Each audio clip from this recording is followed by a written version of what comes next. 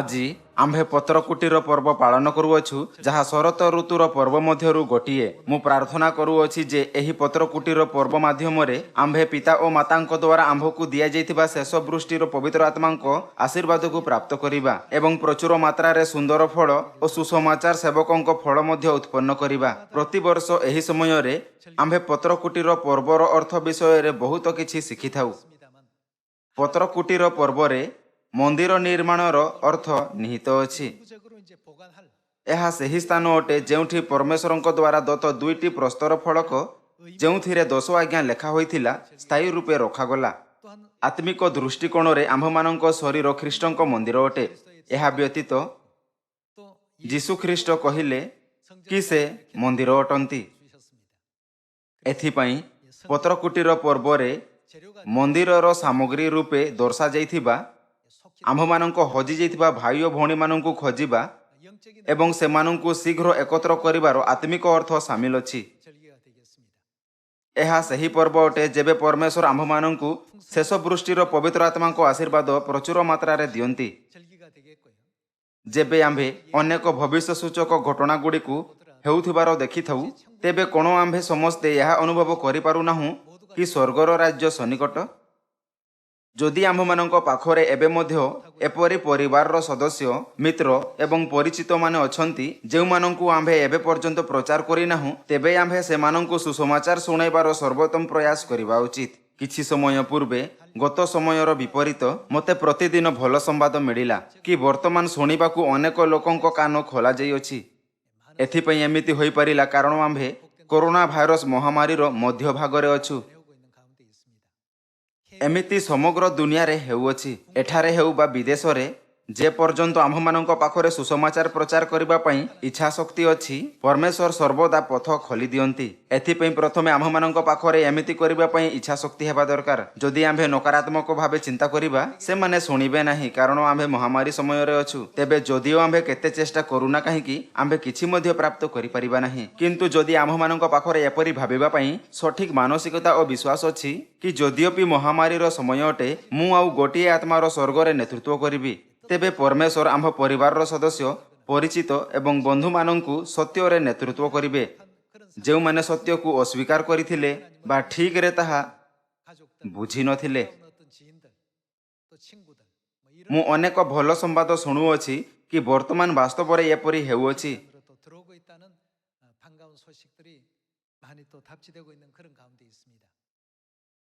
जदिओपि आम्भे पत्रकुटीर पर्व संबंध रे बाइबल रो शिक्षा को जानू आसंतु आम्भे पुणी थोरे ताहा उपरे विचार करिवार किछि समय नेबा। आसंतु आम्भे लेवीय पुस्तक अध्याय 23 पद 33 रे परमेश्वरंक वाक्य देखिबा। अनंतर सदाप्रभु मूसांकु कहिले तुम्भे इस्राएल संतानगण को कुह एही सप्तम मासर 15 दिन ठारू 7 दिन पर्यंत सदाप्रभुंक उद्देश्य रे पत्रकुटीर पर्व हेबो। पवित्र कैलेंडर अनुसार आज सप्तम मासर 15 दिन पत्रकुटीर पर्व अटे। एही सप्तम मासर 15 दिन ठारू 7 दिन पर्यंत सदाप्रभुंक उद्देश्य रे पत्रकुटीर पर्व हेबो। प्रथम दिन रे पवित्र सभा हेबो। तुम्हे माने कौनसी व्यवसाय कर्म करिबो नाही। 7 दिन जाय तुम्हे माने सदाप्रभुंक उद्देश्य रे अग्निकृत उपहार उत्सर्ग करिबो। अष्टम दिन रे तुम्हे मानकर पवित्र सभा हेबो। पुणी तुम्हे माने सदाप्रभुंक उद्देश्य रे अग्निकृत उपहार उत्सर्ग करिबो। ताहा महासभा अटे। तुम्हे माने कौनसी व्यवसाय कर्म करिबो नाही। जेमिति कि परमेश्वर लेवीय पुस्तक अध्याय 23 पद 34 रे व्याख्या कले पवित्र कैलेंडर अनुसार आज सप्तम मासर 15 दिन अर्थात पत्रकुटीर पर्व अटे। आज ठारू आरंभ करी आम्भे 7 दिन पर्यंत परमेश्वरंक सम्मुखरे पत्रकुटीरर एही पवित्र पर्व को पालन करिबाकू आसीथाउ। आसंतु आम्भे पद 39 को जिबा। पद 39 आहुरी भूमिरु उत्पन्न फल संग्रह कलाउतारे सप्तम मासर 15 दिन रे तुम्हे माने 7 दिन जाय सदाप्रभुंक उद्देश्य रे अवश्य पर्व पालन करिबो। प्रथम दिन महाविश्राम हेबो ओ अष्टम दिन महाविश्राम हेबो। आउ तुम्हे माने प्रथम दिन रे उत्तम वृक्षर फल ओ खजूर बाहुंगा ओ हलदिया वृक्षर शाखा ओ नदी तीरस्थ 22 वृक्ष घेनी तुम्हमानंक परमेश्वर सदाप्रभुंक सम्मुखरे 7 दिन आनंद करिबो। पुणी तुम्हे माने वर्ष मध्य 7 दिन सदाप्रभुंक उद्देश्य रे सही पर्व पालन करिबो। यह तुम्हमानंकर पुरुषानुक्रमे पालनीय अनंतकालीन विधि। तुम्हे माने सप्तम मासरे ताहा पालन करिबो।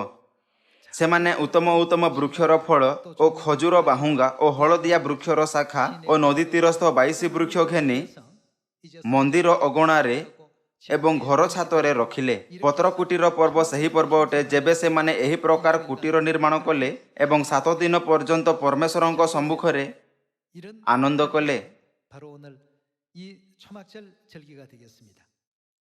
ପରମେଶ୍ୱର ଆମ୍ଭକୁ ପବିତ୍ର ସଭାସ୍ଥାନ ଆୟୋଜିତ କରି ଏହି ପର୍ବକୁ ପାଳନ କରିବାକୁ କହିଲେ। ଆସନ୍ତୁ ଆମ୍ଭେ ଯାତ୍ରା ପୁସ୍ତକ ଅଧ୍ୟାୟ 35 ପଦ 4 ଦେଖିବା। ସପ୍ତମ ମାସର 10ମ ଦିନ ଅର୍ଥାତ୍ ପ୍ରାୟଶ୍ଚିତ୍ର ଦିନ ମୋଶା 2ଟି ପ୍ରସ୍ତର ଫଳକ ଘେନି ଯେଉଁଥିରେ 10 ଆଜ୍ଞା ଲିଖିତ ଥିଲା ପର୍ବତରୁ ଓହ୍ଲାଇଲେ ଏବଂ ଇସ୍ରାଏଲୀୟମାନଙ୍କୁ ପରମେଶ୍ୱରଙ୍କ ଇଚ୍ଛା ଜଣାଇଲେ। ସେ ଏହା ଘୋଷଣା କଲେ କି ସେମାନଙ୍କୁ ମନ୍ଦିର ନିର୍ମାଣ କରିବାକୁ ହେବ ଯେଉଁଥିରେ ଏହି ପ୍ରସ୍ତର ଫଳକକୁ ରଖିବେ ଏବଂ ପରମେଶ୍ୱରଙ୍କ ସେବା କରିବେ। ଏହାର ଉତ୍ତରରେ ଇସ୍ରାଏଲୀୟମାନେ ପରମେଶ୍ୱରଙ୍କୁ ଅଧିକ ମାତ୍ରାରେ ଉପହାର ଅର୍ପଣ କଲେ ଯାହାଫଳରେ ତାହା ମନ୍ଦିର ନିର୍ମାଣର ସାମଗ୍ରୀ ରୂପେ ଉପଯୋଗ କରାଯିବ। ଆସନ୍ତୁ ଆମ୍ଭେ ଯାତ୍ରା ପୁସ୍ତକ ଅଧ୍ୟାୟ 35 ପଦ 4 ଦେଖିବା। ଅଧ୍ୟାୟ 35 ପଦ 4।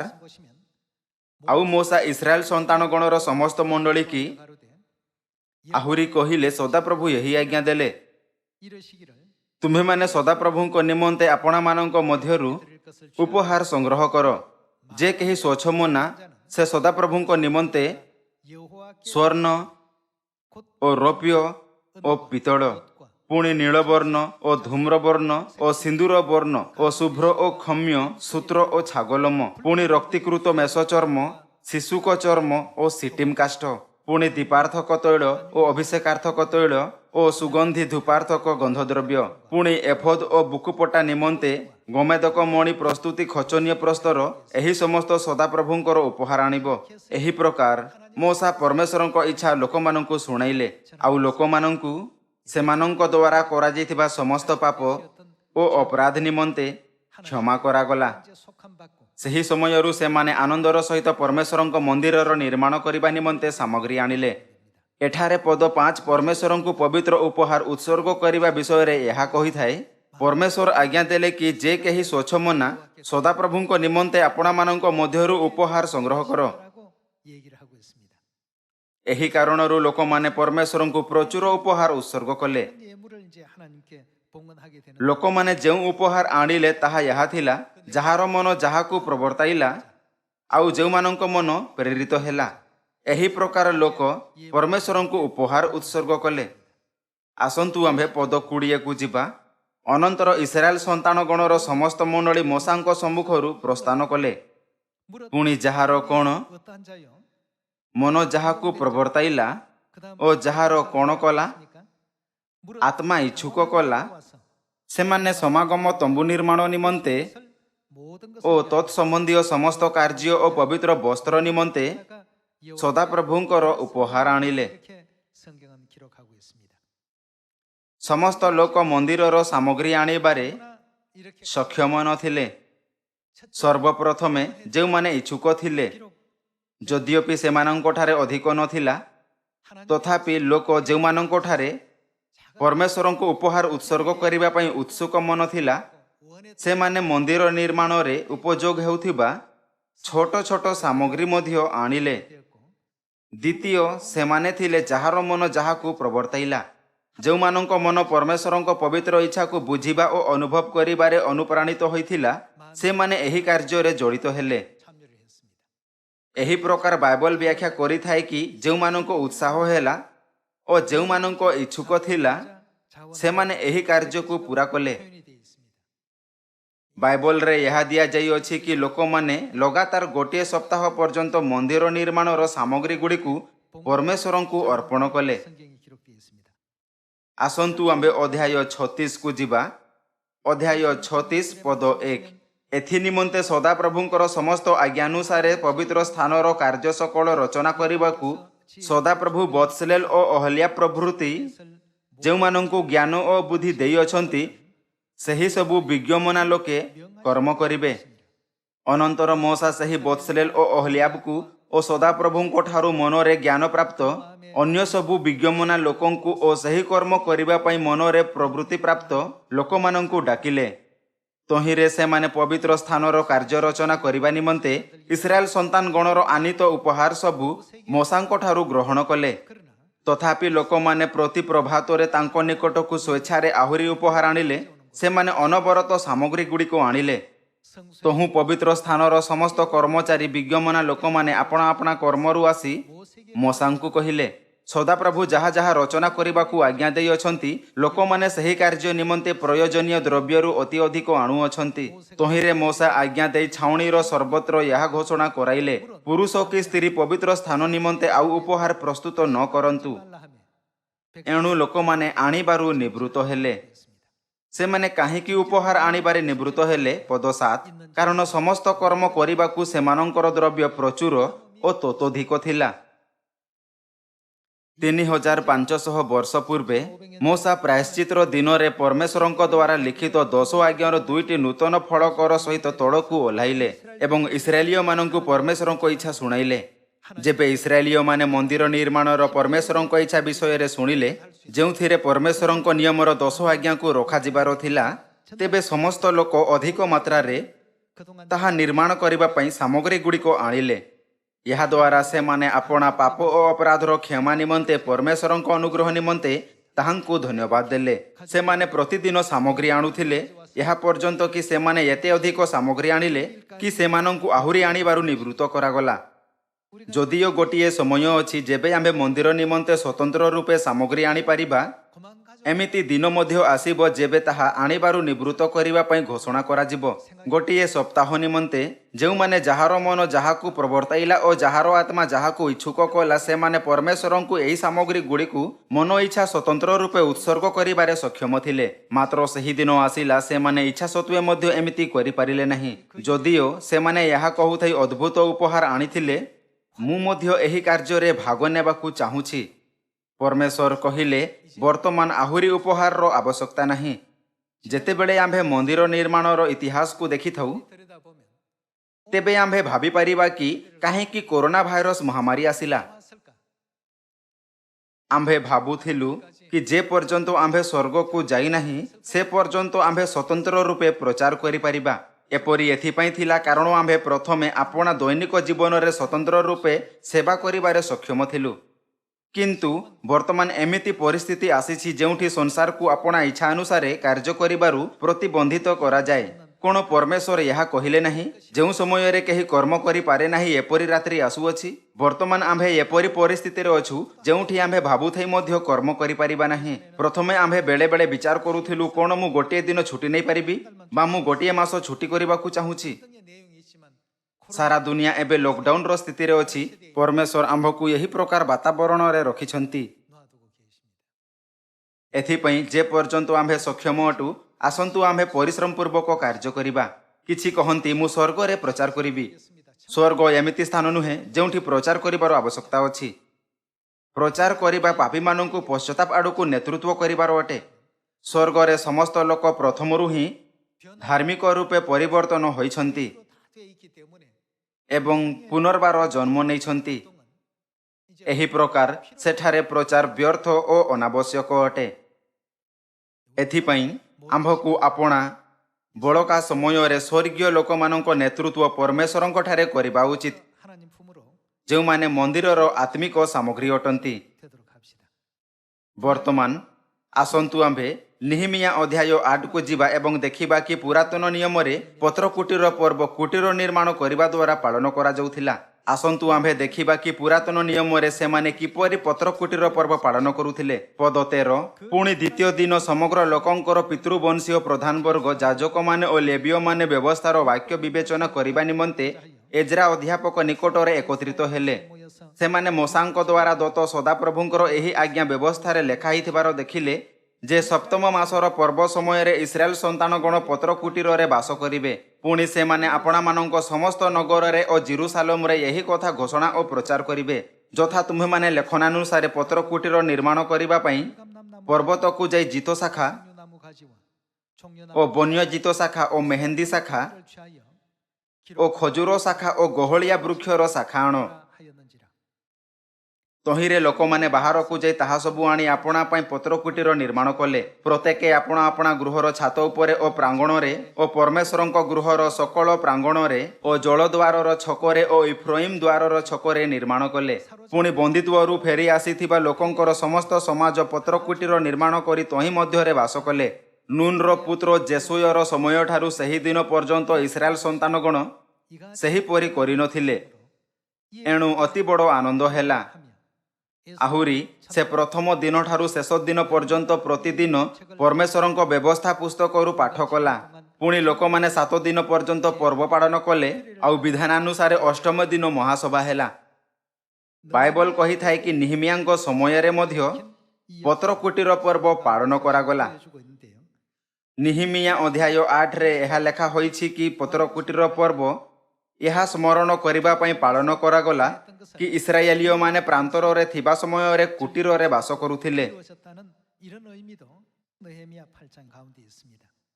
ବିଭିନ୍ନ ବୃକ୍ଷ ଯେମିତି ଖଜୁର ଶାଖା ଓ ଗହଳିଆ ବୃକ୍ଷର ଶାଖା, ପର୍ବତରୁ ଯାଇ ଜିତ ଶାଖା, ବନ୍ୟ ଜିତ ଶାଖା ଓ ମେହେନ୍ଦୀ ଶାଖା ଉପଯୋଗ କରି ପତ୍ରକୁଟୀର ପର୍ବ ପାଳନ କରିବା ପଛରେ ଅର୍ଥ କ'ଣ ଏବଂ ବାଇବଲରେ ବୃକ୍ଷ କାହାକୁ ସମ୍ବନ୍ଧିତ କରିଥାଏ? ଆସନ୍ତୁ ଆମ୍ଭେ ଜିରିମିୟ ଅଧ୍ୟାୟ 5କୁ ଯିବା। ଜିରିମିୟ ଅଧ୍ୟାୟ 5 ପଦ 14। ତୁମ୍ଭେମାନେ ଏହି କଥା କହିବା ହେତୁରୁ ସୈନ୍ୟାଧିପତି ସଦାପ୍ରଭୁ କହନ୍ତି, ଦେଖ ଆମ୍ଭେ ତୁମ୍ଭର ମୁଖସ୍ଥିତ ଆମ୍ଭର ବାକ୍ୟକୁ ଅଗ୍ନିତୁଲ୍ୟ ଓ ଏହି ଲୋକମାନଙ୍କୁ କାଷ୍ଠତୁଲ୍ୟ କରିବା, ତାହା ଏମାନଙ୍କୁ ଗ୍ରାସ କରିବ।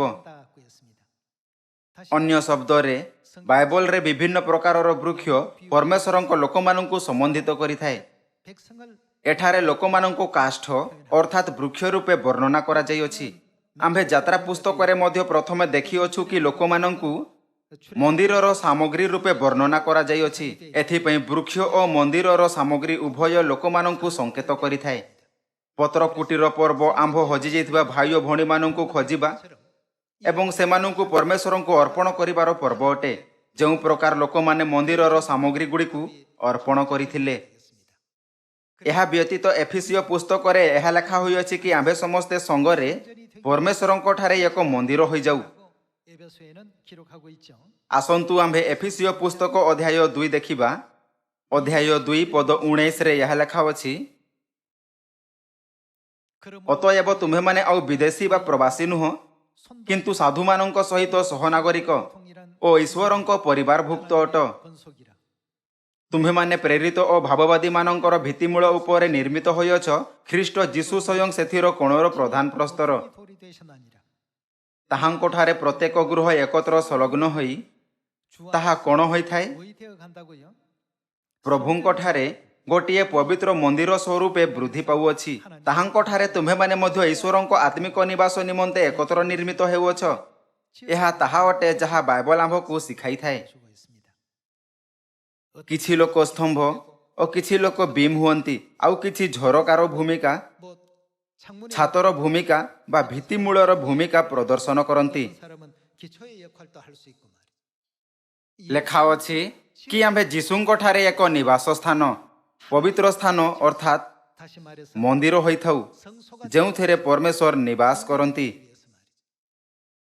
ଏଥିପାଇଁ ସମସ୍ତ ପ୍ରକାରର ବୃକ୍ଷ ଯେମିତି ମେହେନ୍ଦୀ ଶାଖା ଓ ଖଜୁର ଶାଖା ସ୍ୱର୍ଗୀୟ ଲୋକମାନଙ୍କୁ ସମ୍ବନ୍ଧିତ କରିଥାଏ, ଯେଉଁମାନେ ମନ୍ଦିରର ସାମଗ୍ରୀ ହେବେ, ଯେଉଁଥିରେ ପରମେଶ୍ୱର ନିବାସ କରିବେ। ପରମେଶ୍ୱର ଇସ୍ରାଏଲୀୟମାନଙ୍କୁ କାଷ୍ଠ ଏକତ୍ର କରିବା ପାଇଁ ପର୍ବତ ଓ ବିଲକୁ ଯିବାକୁ କହିଲେ। ଏହା ଗୋଟିଏ ଭବିଷ୍ୟବାଣୀ ଥିଲା କି ସ୍ୱର୍ଗୀୟ ଲୋକ ସାରା ଦୁନିଆରେ ପବିତ୍ର ଜେରୁସାଲେମ ମନ୍ଦିରର ସ୍ତମ୍ଭ ଓ ବିଭିନ୍ନ ପ୍ରକାରର ସାମଗ୍ରୀ ହେବା ପାଇଁ ଏକତ୍ର ହେବେ।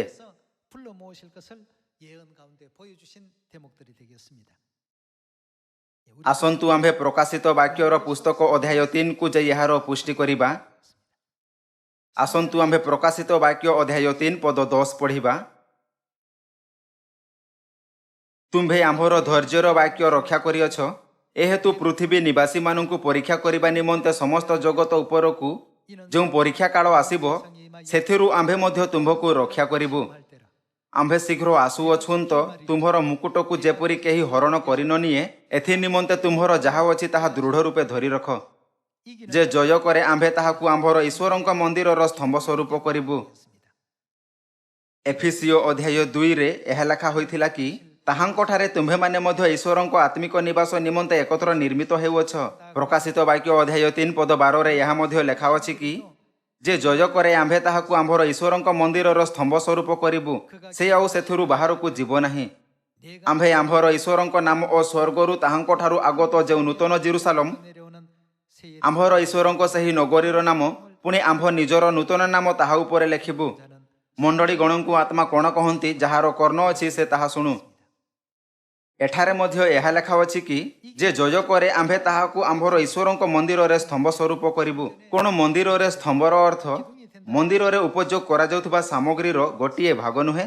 ଆମ୍ଭେ ସମସ୍ତେ ପରମେଶ୍ୱରଙ୍କ ମନ୍ଦିରର ଗୋଟିଏ ସାମଗ୍ରୀ ଅଟୁ। ପରମେଶ୍ୱର ବୁଝାଇଲେ କି ସିଓନ ପରିବାରର ସମସ୍ତ ସଦସ୍ୟ ଏକ ସଙ୍ଗରେ ମିଶି ଗୋଟିଏ ନିବାସ ସ୍ଥାନ ପରମେଶ୍ୱରଙ୍କ ମନ୍ଦିର ନିର୍ମାଣ କରିବାର ପ୍ରକ୍ରିୟାରେ ଅଛନ୍ତି, ଯେଉଁଥିରେ ପରମେଶ୍ୱର ନିବାସ କରନ୍ତି। 3500 ବର୍ଷ ପୂର୍ବେ ମୋଶାଙ୍କ ସମୟରେ ମନ୍ଦିର ନିର୍ମାଣର ପରମେଶ୍ୱରଙ୍କ ଆଜ୍ଞା ପାଳନ କରିବା ପାଇଁ, ଯେଉଁଥିରେ ପରମେଶ୍ୱରଙ୍କ ନିୟମର ପ୍ରସ୍ତର ଫଳକର 2ଟି ଫଳକ ସ୍ଥାୟୀ ରୂପେ ରଖାଯିବାର ଥିଲା, ସମସ୍ତ ଲୋକ ପ୍ରଥମେ ପଶ୍ଚାତାପ କଲେ। ତାହାପରେ ସେମାନେ ପରମେଶ୍ୱରଙ୍କ ଦ୍ୱାରା ମନ୍ଦିର ନିର୍ମାଣର କାର୍ଯ୍ୟ ପାଇଁ ପରମେଶ୍ୱରଙ୍କୁ ସାମଗ୍ରୀ ଅର୍ପଣ କଲେ।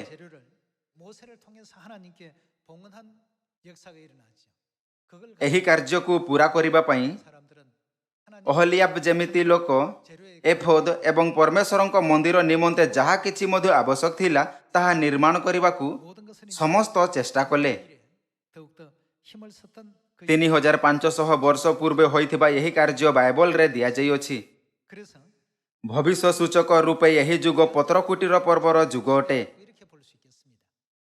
ଏହି ଯୁଗରେ ପ୍ରତ୍ୟେକ ଜଣ ପରମେଶ୍ୱରଙ୍କ ଲୋକମାନଙ୍କୁ ଏକତ୍ର କରିବାର କାର୍ଯ୍ୟ କରିପାରିବ ନାହିଁ, ଯାହାକି ପରମେଶ୍ୱରଙ୍କ ମନ୍ଦିରର ସାମଗ୍ରୀ ଅଟେ। ଏହା କେବଳ ସେମାନଙ୍କ ପାଇଁ ଯେଉଁମାନେ ଏହି କାର୍ଯ୍ୟକୁ ମନ ଦେଇ କରିବା ପାଇଁ ଇଚ୍ଛୁକ ଓ ଯେଉଁମାନଙ୍କ ମନ ପ୍ରେରିତ ହୋଇଅଛି। ଏହି କାର୍ଯ୍ୟ ସେ ପର୍ଯ୍ୟନ୍ତ ଜାରି ରହିବ ଯେ ପର୍ଯ୍ୟନ୍ତ ପରମେଶ୍ୱର ସାମଗ୍ରୀ ଗୁଡ଼ିକୁ ଆଣିବାର ନିବୃତ୍ତ କରିନାହାନ୍ତି। 2000 ବର୍ଷ ପୂର୍ବେ ଯେବେ ଯୀଶୁ ଏହି ପୃଥିବୀକୁ ଆସିଲେ, ତେବେ ସେ ସ୍ୱର୍ଗ ଯିବା ପୂର୍ବେ ଶିଷ୍ୟମାନଙ୍କୁ କହିଲେ,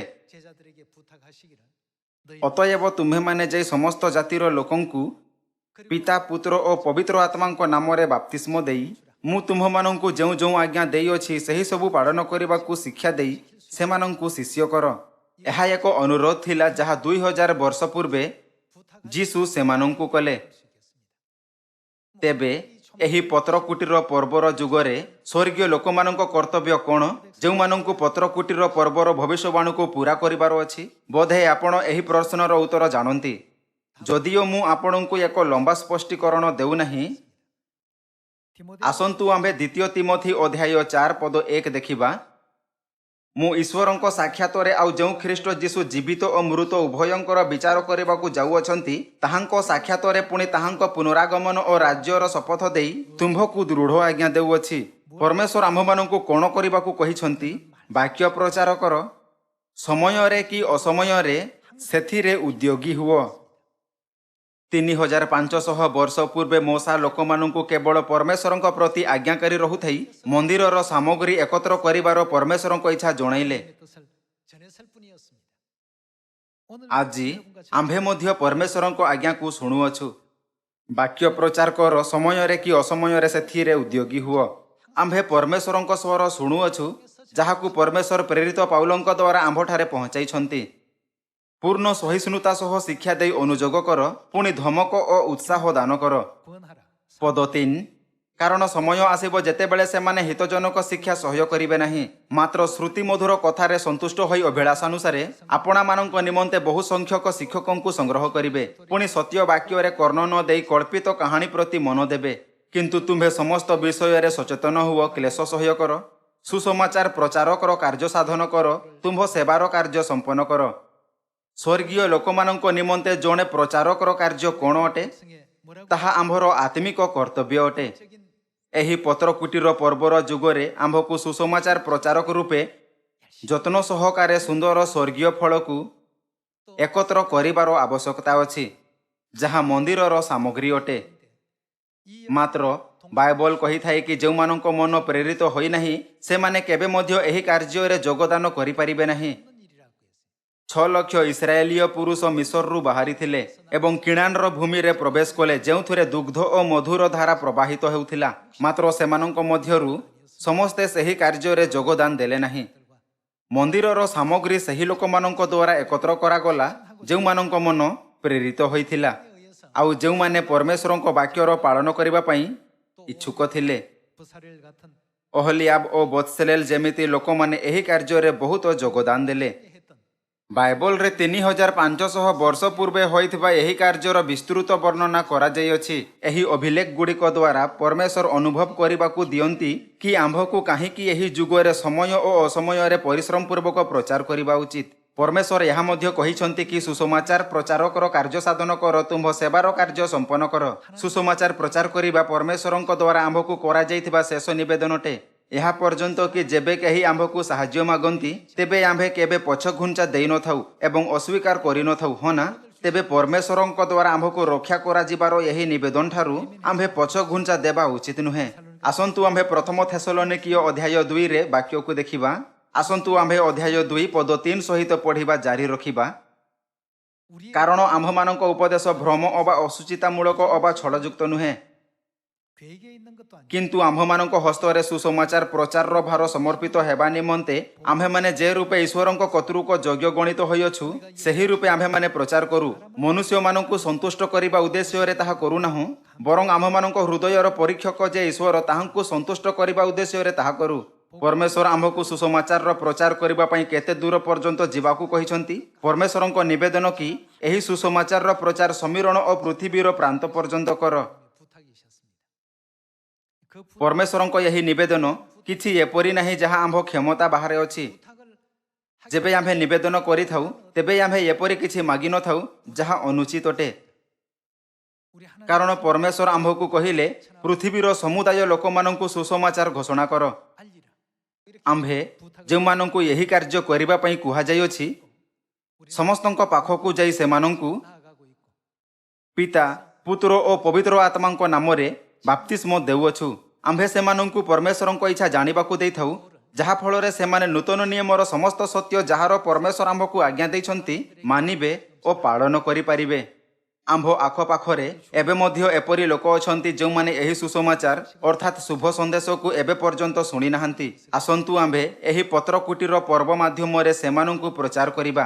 ଆମ୍ଭେ ଏହି ପତ୍ରକୁଟୀର ପର୍ବକୁ ଆମ୍ଭ ମନକୁ ପରିବର୍ତ୍ତନ କରିବା ବିନା ବା ପରମେଶ୍ୱରଙ୍କ ବାକ୍ୟ ଅନୁସାରେ କାର୍ଯ୍ୟ କରିବାର ଇଚ୍ଛା ବିନା ପାଳନ କରିବା ଉଚିତ ନୁହେଁ। ଏହା ପରିବର୍ତ୍ତେ ଏହି କୁଟୀର ପର୍ବ ମାଧ୍ୟମରେ ଏବଂ ଏହି ବର୍ଷର ଅବଶିଷ୍ଟ ଦିନରେ ଆସନ୍ତୁ ଆମ୍ଭେ ଆପଣା ସମସ୍ତ ମନ, ବୁଦ୍ଧି ଓ ପ୍ରାଣକୁ ବହୁତ ଫଳକୁ ଉତ୍ପନ୍ନ କରିବା ଏବଂ ଭଲ ଫଳକୁ ସ୍ୱର୍ଗରେ ନେତୃତ୍ୱ କରିବାର କାର୍ଯ୍ୟରେ ଅନବରତ ପରମେଶ୍ୱରଙ୍କୁ ପ୍ରସନ୍ନ କରିବା। ଏହାଦ୍ୱାରା ମୁଁ ଆଜିର ଉପଦେଶକୁ ସମାପ୍ତ କରିବାକୁ ଚାହିଁବି। ମୁଁ ଆଶା କରୁଅଛି ଯେ ସିଓନ ପରିବାରର ସମସ୍ତ ସଦସ୍ୟ ଏହି ପର୍ବ ମାଧ୍ୟମରେ ଅଧିକ ଆଶୀର୍ବାଦ ପ୍ରାପ୍ତ କରିବେ। ଆପଣଙ୍କ ବହୁତ ବହୁତ ଧନ୍ୟବାଦ।